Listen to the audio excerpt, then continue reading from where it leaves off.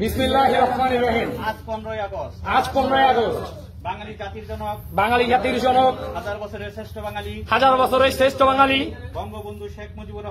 বঙ্গবন্ধু শেখ মুজিবুর রহমানের 50তম শাহাদাত বার্ষিকী ও জাতীয় শোক দিবসে আমি শপথ করিতেছি যে লুটপাটকারী প্রতারক বাটপার চাঁদাবাজ দুর্নীতিবাজ হত্যাকারী দর্শনকারী রাজাকার ইউনুস গংদের হাত থেকে দেশকে মুক্ত করে বাংলাদেশের মাটিতে মুক্তিযুদ্ধের সপক্ষের শক্তি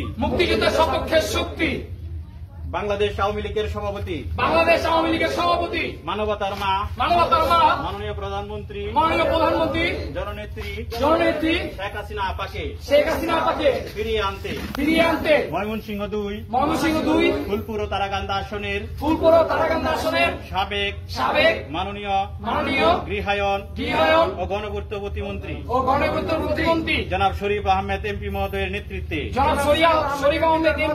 পক্ষ থেকে ময়মনসিংহ আওয়ামী লীগের সকল নেতা কর্মীকে এবং সাধারণ মানুষকে ঐক্যবদ্ধ করে শরীরের শেষ রক্তবিন্দু দিয়ে হলেও ফিরিয়ে আনবো ইনশাআল্লাহ।